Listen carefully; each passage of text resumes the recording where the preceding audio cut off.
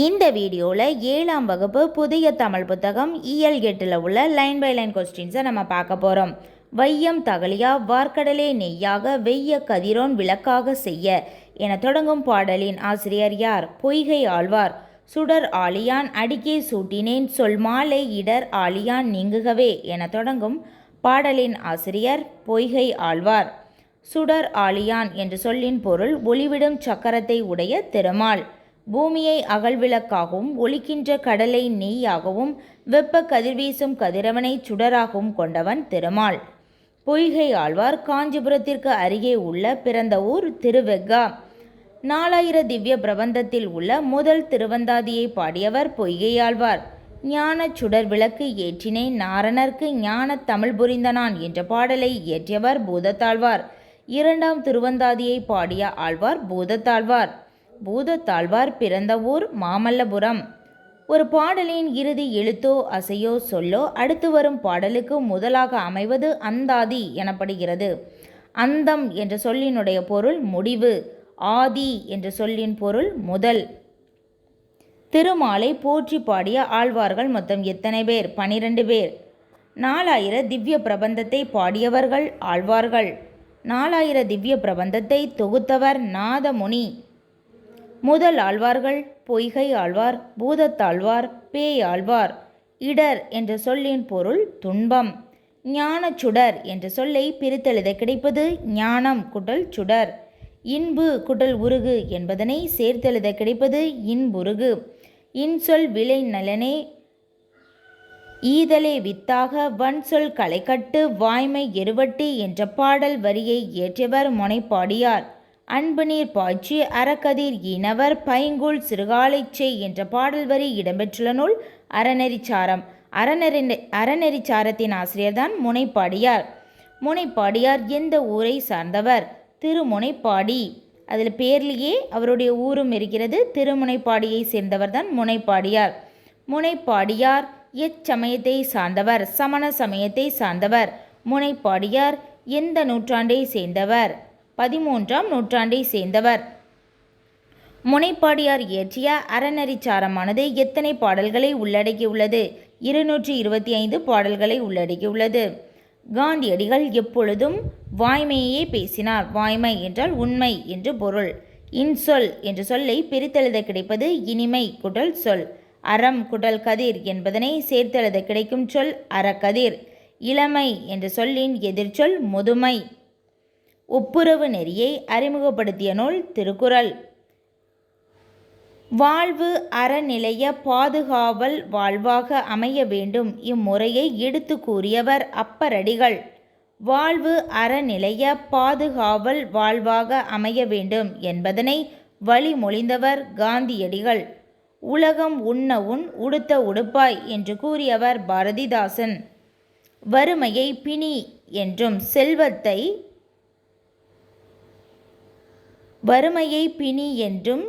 செல்வத்தை எது என்றும் கூறுவது தமிழ் மரபு. செல்வத்தை மருந்து. வறுமையை பிணி என்றும் செல்வத்தை மருந்து என்றும் கூறுவது தமிழ் மரபு.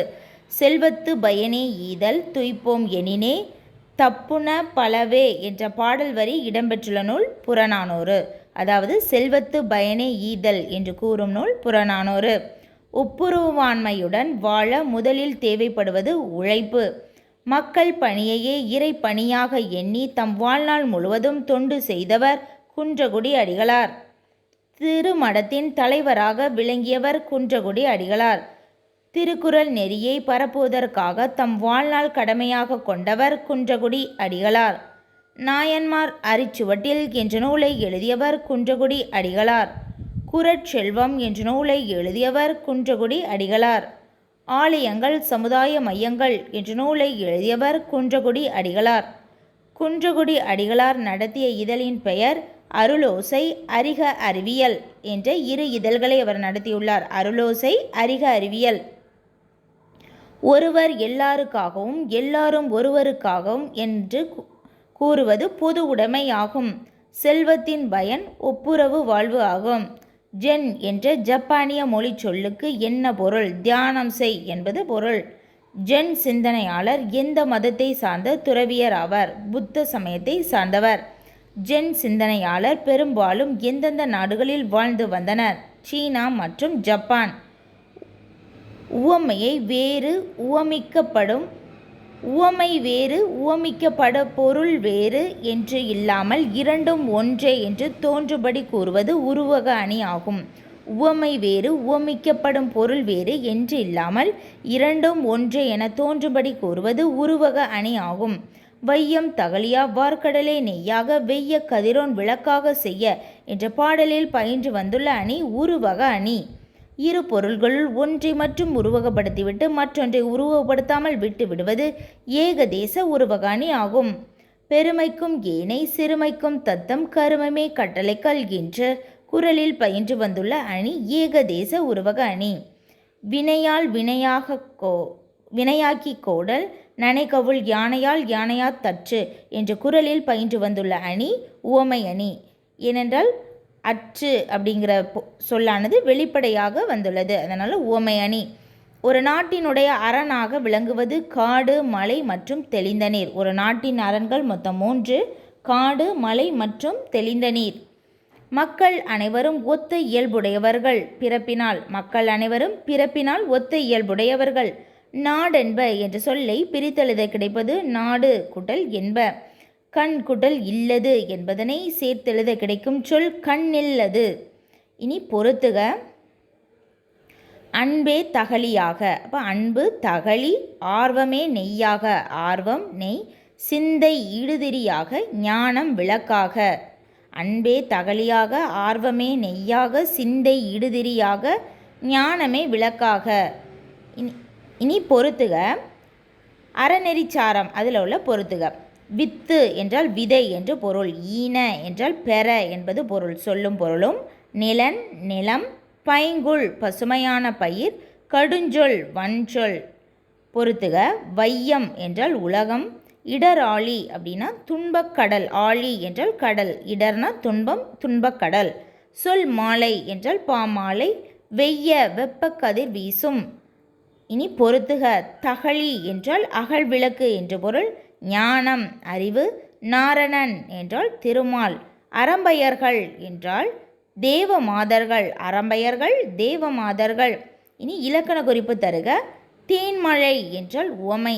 தேன் போன்ற மழை, தேன்மழை, தேன் தமிழ், இது எல்லாமே உவமை தான். தேன் தமிழ் உவமை. வெள்ளை இன்பம், வெள்ளை இன்பம் அப்படின்னா உவமை. வெள்ளம் போன்ற இன்பம். மலர் முகம், முகம் போன்ற மலர் அப்படின்னு தான் நம்ம சொல்லணும். மலர் போன்ற முகம், மலரை போன்ற முகம். அப்படி போன்ற அப்படிங்கிறது மறைந்து வந்துள்ளது. தேன் போன்ற தமிழ், வெள்ளம் போன்ற இன்பம், மலர் போன்ற முகம். போன்ற அப்படிங்கிற உவம உருவு மறைந்து வந்துள்ளதால் இது உவமை. இலக்கண குறிப்பு தருக. தமிழ் தேன் உருவகம், இன்ப வெள்ளம் உருவகம், முகமலர் உருவகம். அதாவது இது அப்படி மாற்றி வரும். தேன் போன்ற தமிழ், வெள்ளம் போன்ற இன்பம், மலர் போன்ற முகம் அப்படின்னு வந்துன்னா இது எல்லாமே உருவகம். பொறுத்துக. ஆங்கில சொற்களுக்கு இணையான தமிழ் சொற்கள். அயலவர் நெய்பர், வறுமை பாவர்ச்சி, ஒப்புரவு நெறி ரெசிப்ரோசிட்டி, நற்பண்பு கர்டசி. இனி பொறுத்துக. ஆங்கில சொற்களுக்கு இணையான தமிழ் சொற்கள். அப்ஜெக்டிவ் குறிக்கோள், வெல்த் செல்வம், லட்சியம் ஆம்பிஷன், பொது உடைமை கம்யூனிசம், கடமை ரெஸ்பான்சிபிலிட்டி. இனி பொறுத்துக. எளிது அரிது, ஈதல் ஏற்றல், அதாவது எதிர்ச்சொற்களை பொருத்துதல். அந்நியர் உறவினர், இரவலர் புரவலர். பொறுத்துக. விளைநிலம், விளைநிலைமை இன்சொல்லாக. விதை ஈகை விதையாக. உண்மை உரமாக, வன்சொல் கலையாக. இது எல்லாமே அறநெறிச்சாரத்தில் உள்ள பொறுத்துக. எழுதியவர் முனைப்பாடியர். இவருடைய காலம் 13ஆம் நூற்றாண்டு. இன்சொல்லே விளைநிலமாக, ஈகையே விதையாக, உண்மையே உரமாக, வன்சொல்லே கலையாக. அவ்வளோதான். இனி 7ஆம் வகுப்பு இயல் 9 உள்ள லைன் பை லைன் கொஸ்டின்ஸை நம்ம அடுத்த வீடியோவில் நம்ம பார்க்கலாம்.